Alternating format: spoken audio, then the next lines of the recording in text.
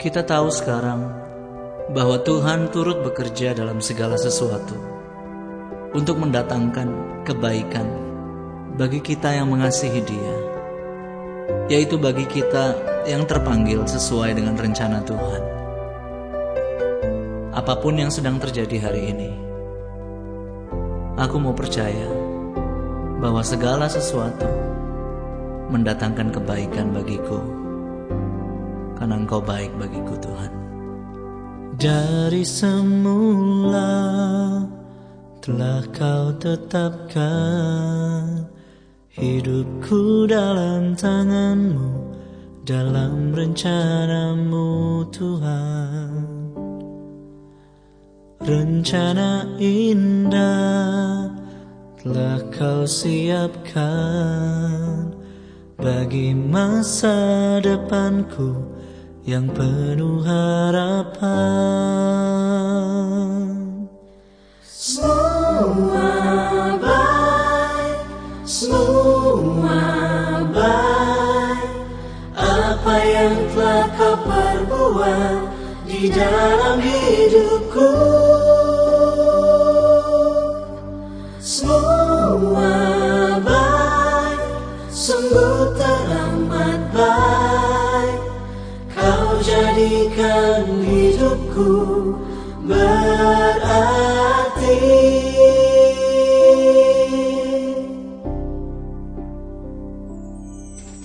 Shalom anak-anak, remaja, pemuda, Bapak Ibu dan orang tua kami kaum sepuh.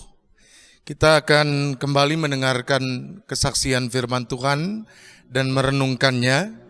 Di dalam kebaktian rumah tangga pada hari ini, kita akan membaca dan merenungkan kitab Mazmur, pasalnya yang ke-40, ayatnya yang ke-5 dan ayat yang ke-6.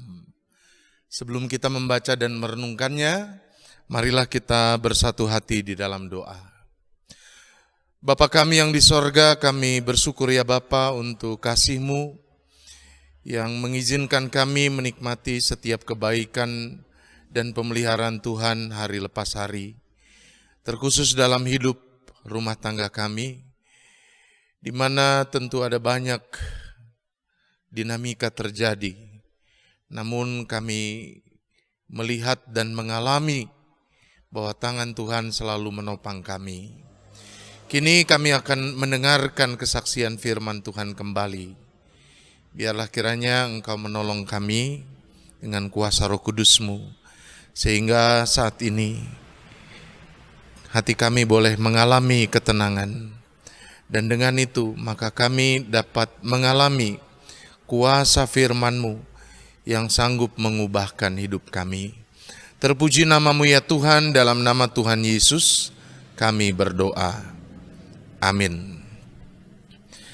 Saudara, kita baca Mazmur pasalnya yang ke-40, ayatnya yang ke-5 dan ayatnya yang ke-6. Begini bunyi kesaksian firman Tuhan. Berbahagialah orang yang menaruh kepercayaannya pada Tuhan, yang tidak berpaling kepada orang-orang yang angkuh, atau kepada orang-orang yang telah menyimpang kepada kebohongan. Banyaklah yang telah Kau lakukan ya Tuhan Allahku, perbuatan-Mu yang ajaib dan maksud-Mu untuk kami. Tidak ada yang dapat disejajarkan dengan Engkau. Aku mau memberitakan dan mengatakannya, tetapi terlalu besar jumlahnya untuk dihitung. Amin. Sampai sedemikian jauh pembacaan kesaksian firman Tuhan. Berbahagia setiap kita yang mendengarkan firman Tuhan dan memeliharanya di dalam kehidupan. Anak-anak, remaja, pemuda, Bapak dan Ibu, serta orang tua kami kaum sepuh, kita pasti akrab dengan sebuah lagu dalam Kidung Jemaat. Judul lagunya Bila Topan Keras Melanda Hidupku. Saudara, refrein dari lagu ini kira-kira begini. Berkat Tuhan mari hitunglah, kau niscaya kagum oleh kasih-Nya. Bapak Ibu Saudara, remaja pemuda, anak-anak yang dikasihi Tuhan. Tahukah kita bahwa lagu ini diciptakan oleh seorang pemuda yang kagum sekali kepada ayahnya. Kekagumannya kepada ayahnya itu berdasarkan pelayanan yang dilakukan oleh ayahnya di gereja. Jadi pemuda ini namanya Johnson Oatman, saudara, mengagumi ayahnya yang memang secara khusus punya talenta berkhotbah dan bernyanyi. Tiap kali dia ikut ke gereja, berbakti, beribadah bersama ayahnya, dia selalu berupaya untuk memperhatikan betul bagaimana ayahnya berkhotbah dan bernyanyi. Kekagumannya terhadap talenta ayahnya ini dilanjutkan dengan kerinduannya untuk menjadi seperti ayahnya. Johnson Oatman Junior yang kecil itu lama-kelamaan bertumbuh menjadi remaja dan pemuda yang pada akhirnya sangat ingin menjadi seperti ayahnya. Pandai berkhotbah, pandai bernyanyi, memberkati umat dengan khotbah dan nyanyian rohaninya. Saudara-saudara yang dikasihi oleh Tuhan, Johnson Oatman Junior lalu kemudian mencoba untuk mengikuti jejak ayahnya. Dia mulai aktif di gereja. Dia yang semula tidak berpendidikan teologi, lalu berupaya mempelajari Alkitab secara otodidak. Muncullah keterpanggilannya, saudara, untuk belajar lebih jauh lagi mengenai pengajaran iman Kristen. Dia masuk sekolah pendeta dan ditabiskan menjadi pendeta di gereja Metodis. Tetapi saudara, dalam waktu yang singkat dia segera menyadari bahwa dia bukan ayahnya. Sekalipun Johnson Oatman Junior mengikuti pendidikan teologi, tetapi dia kemudian tidak bisa memberkati banyak umat dengan khotbahnya, apalagi nyanyiannya. Kenyataan ini membuat Johnson Oatman Junior menjadi putus asa. Ada akar pahit dalam kehidupannya. Dia kecewa karena dia tidak bisa mengikuti jejak ayahnya. Saudaraku yang terkasih, dia lalu meninggalkan jabatan kependetaannya.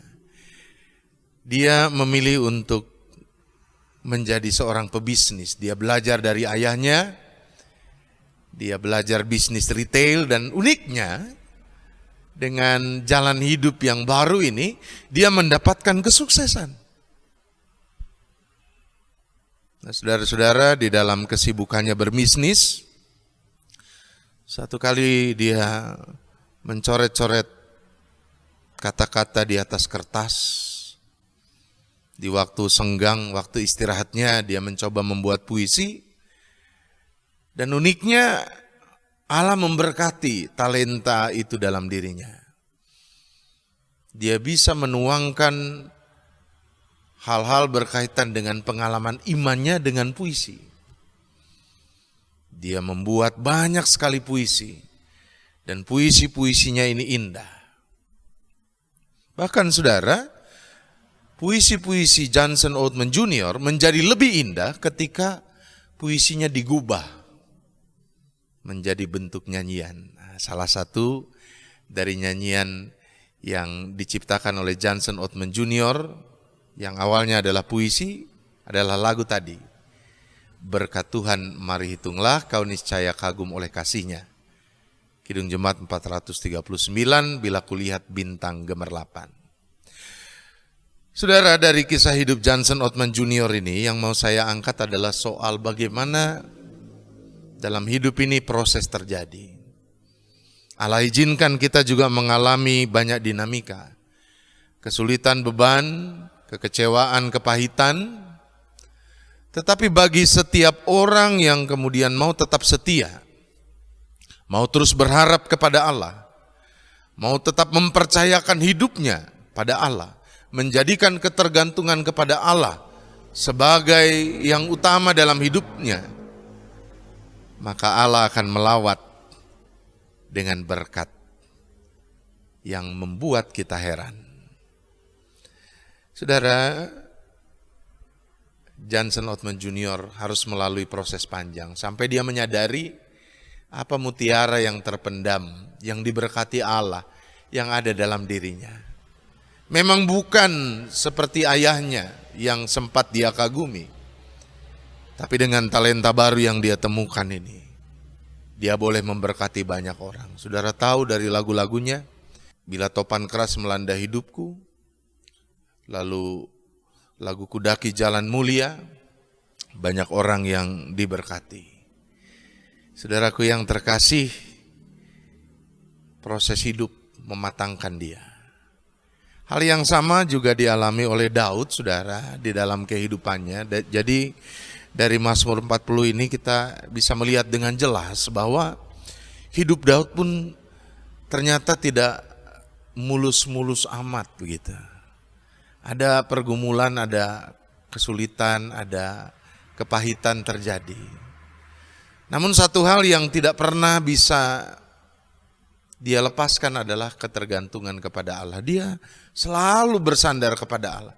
Tiap kali dia mengalami benturan dalam hidup ini, badai dalam hidup ini, dia kembali datang kepada Allah. Dan manakala dia mempercayakan hidupnya kepada Allah, dia mampu untuk melihat ternyata sebetulnya banyak sekali berkat-berkat yang Allah hadirkan, yang dia alami namun tidak dia sadari. Kapan Daud bisa mengalami berkat Allah dan menyadari bahwa ternyata berkat Allah itu banyak, jauh lebih banyak dari kesulitan-kesulitan yang dia alami? Manakala dia membuka diri, dia membuka diri untuk melihat dari sisi yang lebih luas. Dia membuka diri untuk melihat ternyata rancangan Allah jauh melebihi kecilnya pemikirannya yang sangat terbatas. Keberserahan kepada Allah, keterbukaan diri, kemampuan melihat secara lebih positif hidup ini membuat Daud mampu bersyukur menjadi lebih tegar. Siapa orang-orang berikutnya, saudara, yang mampu bersyukur? Saya, saudara, siapapun bisa. Tidak hanya Daud atau Johnson Othman Jr. Saya dan saudara pun sebetulnya kalau jujur harus mengakui berkat Tuhan begitu banyak dalam hidup ini. Hanya seringkali kita terkungkung dalam perasaan sedih, dalam kekecewaan, dalam perasaan pahit karena kita mengalami banyak beban. Kita berkutat di sana tanpa mau bersedia untuk melihat lebih luas, terbuka lebih jauh lagi, bahwa ada banyak rancangan Allah yang ternyata indah dalam hidup kita.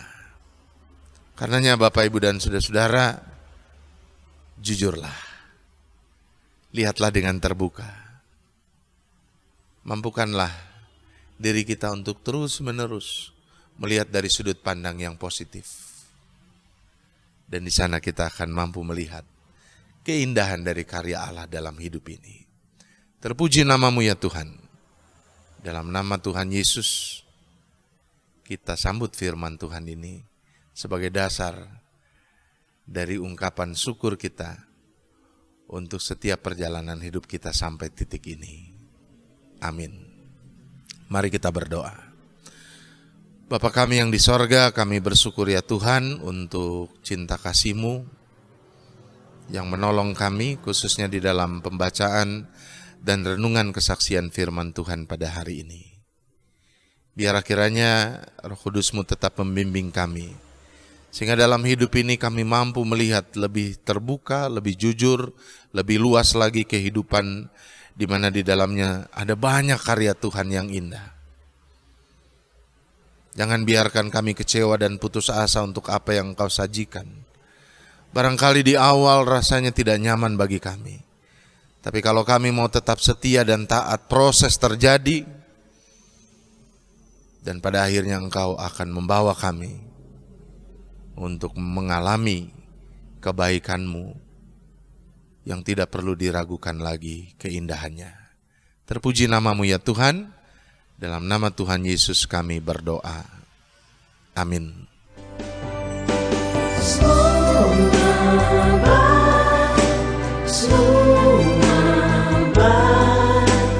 Apa yang telah Kau perbuat di dalam hidupku, semua baik, sungguh teramat baik. Kau jadikan hidupku berarti. Semua